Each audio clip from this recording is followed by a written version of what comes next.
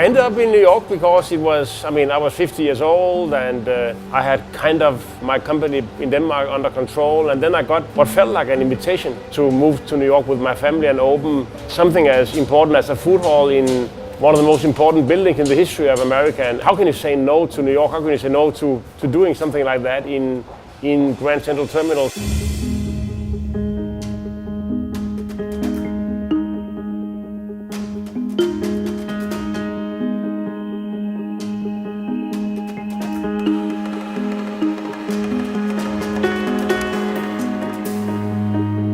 I dreamt of down the line finding a purpose. I normally do things driven by a purpose. In this case, I was driven by joy and curiosity and almost something that felt like an obligation.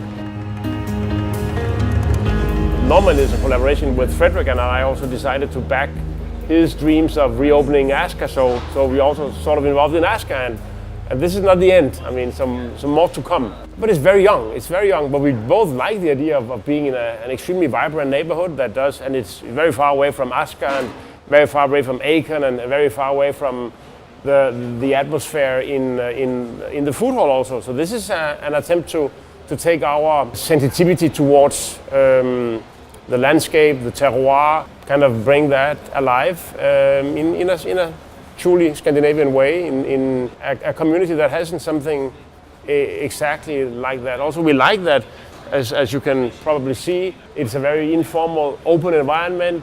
People can sit and work, and in the evening, it transitions into a restaurant with a very lively, energetic bar scene come 11 o'clock, but that is to be seen as we only open for breakfast and lunch now. The single thing that is closest to my heart, and also something that really means a lot to many of our employees who all give a share of their passion and knowledge to that project, is our Brownsville initiative. And what we are doing in that community, that is one of the most underserved communities in the entirety of the United States of America, a place with 70,000 people, out of which 60% live under the UNDP level of poverty, is that we're building a food school, 500 square meter in two levels, so it's kind of 1,000 square meter.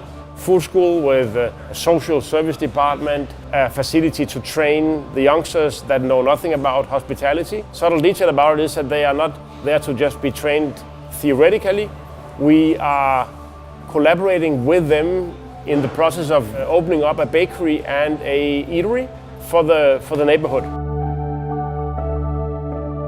The beautiful part of it is that suddenly anyone who have internet access can suddenly see food made by the best chefs in the world, read their recipes, see the films about them. So knowledge about cooking and food-related projects and their DNA will disseminate much quicker from affluent societies to communities where people have less opportunities, and that is a wonderful thing. You don't need to go to a great food school to learn from the best, because you can just look it up on the internet, what they do and how they do it.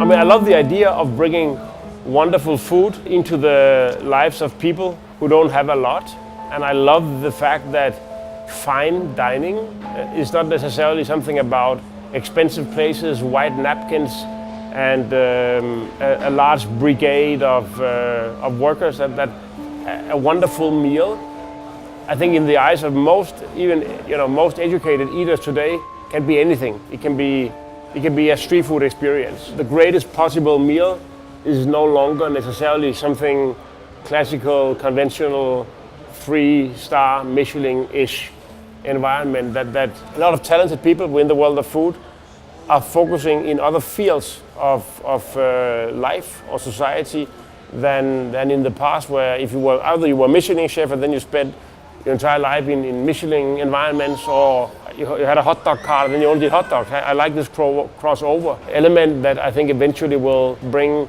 healthy, wonderful food out into the hands and lives of people who didn't have access to that in the past.